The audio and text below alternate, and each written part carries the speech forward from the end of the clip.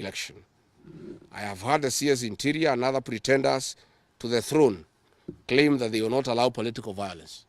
I urge them to walk the talk. Since November 2024, political violence of great magnitude has been meted on me, my family, and my supporters. Not a single case has been prosecuted. For instance, on 28th November 2024, at a solemn funeral service in Limuru, AJAABU County, I was attacked by organized criminal gangs under police escort. On 28th December 2024 in Shamata, Nyandarua, an inspector of police flanked by criminal gangs threw tear gas canisters at me.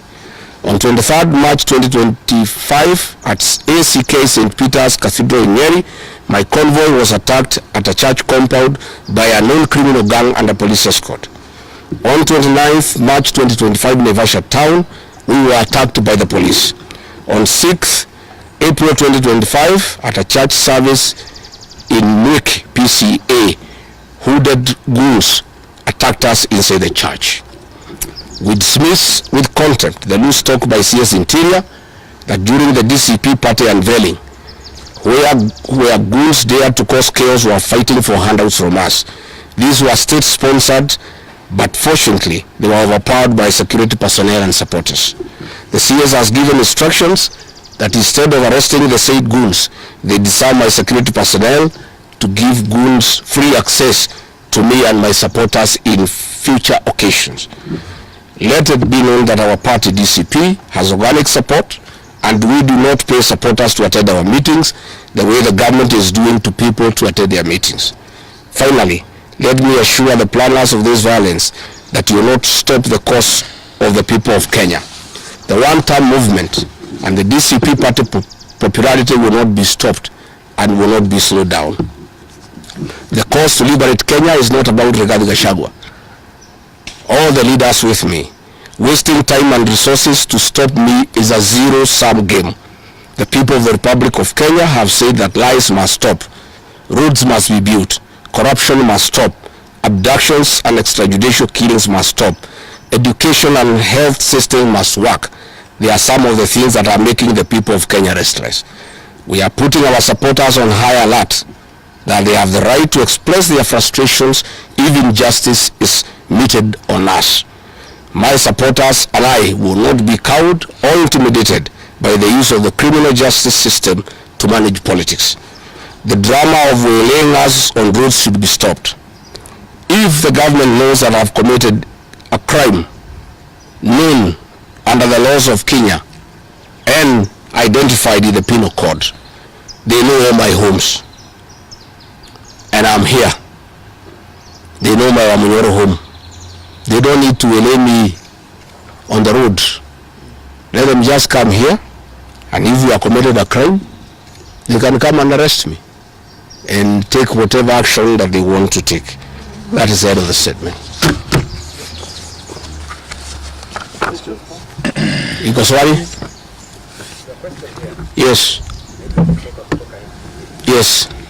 Have you been summoned by maybe any investigative agency?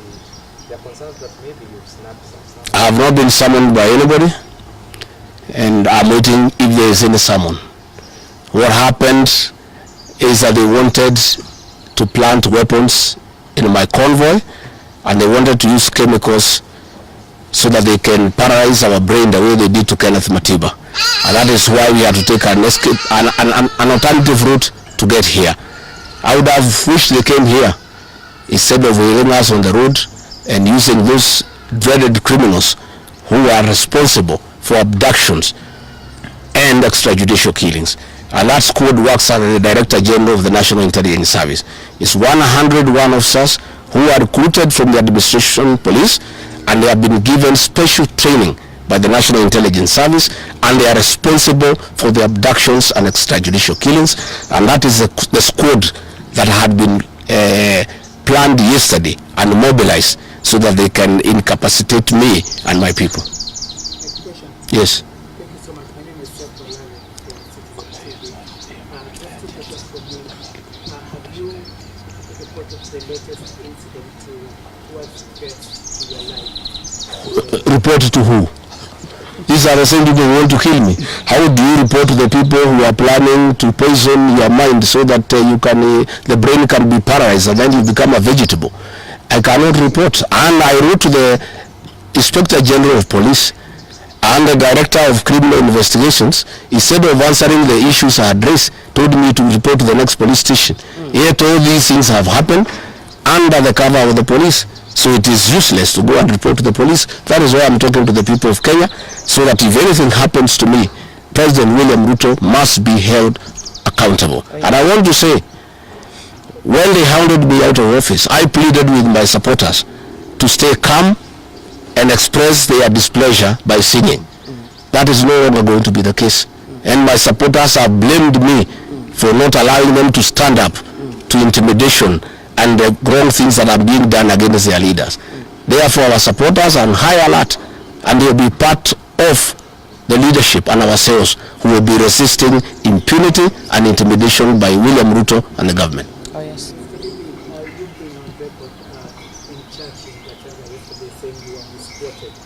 But in that particular show, you also had stating that should the elections be rigged in 2027, then it's going to be worse than how it was. I didn't say I was misquoted. I said the interpretation is wrong.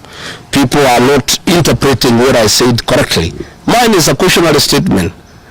And history is very important. During the finance bill of 2024, I did caution President William Ruto and the cabinet that it will bring problems because I listened to the people of Kenya. When a member of parliament from Rift Valley says that even if the votes are not enough, they will know how to manufacture them. When another leader from Rift Valley said they can rule for 24 years. These are the things that have put the people of Kenya on notice, and people are speaking. And as a responsible leader, I must caution IBC that the people of Kenya are saying, please don't try. And we are saying we must draw parallels from history. And all I was saying is that that has happened before in 2007, and it is possible it can happen now. And I was asking IBC to be patriotic enough to make sure they don't put the country into a crisis. That is all I did. I did not ask anybody to cause violence. I did not say people will fight each other. I just said, let's be careful. This has happened before, and it was bad. And from the way people are speaking, it could be worse. That is what I said. Enough. Yes, Waweru. On allegations of him, could you or any members of your security detail be armed beyond what security officers would term as normal? No, I am a licensed firearm holder. I've been licensed as a firearm holder from 1995. Officers who helped me are licensed firearm holders within the provisions of the law. We don't carry any illegal weapons. In this country, civilians are allowed to have firearms. And since the government withdrew security around me, and there has been so many attacks against me, it was my responsibility to put up a team of civilian firearm holders to escort me around. And there is nothing that is illegal, and there is nothing that is wrong. Tumesikizana? Asanteni sana.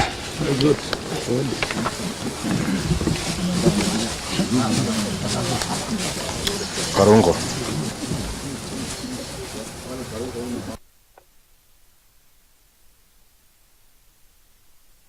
Monday the 18th May 2025, I received intelligence reports that President William Ruto had ordered that I be dealt with once and for all. And since the goons sponsored by the state on several occasions had failed, police and other state security agencies had to come in.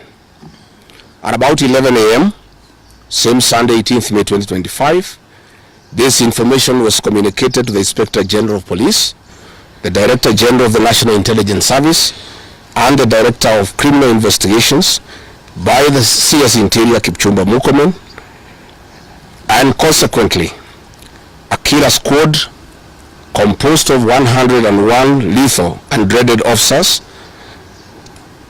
from the Administration Police and seconded to the National Intelligence Service, accompanied by officers from the DCI, the Anti-Terrorism Police Unit, the General Service Unit, and the regular police, were deployed. This killer squad have been carrying out extrajudicial killings and abductions. Yesterday, they were mobilized and cordoned off and blocked all exits from Gatanga constituency. This squad was armed to the teeth and hooded and with masks to conceal their identity because of the heinous acts they wanted to commit on us.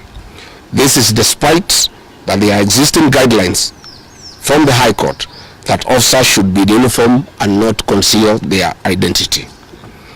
At about 2:30 p.m., we received further intelligence from the deployed patriotic officers who are not in agreement with the information that they had clear instructions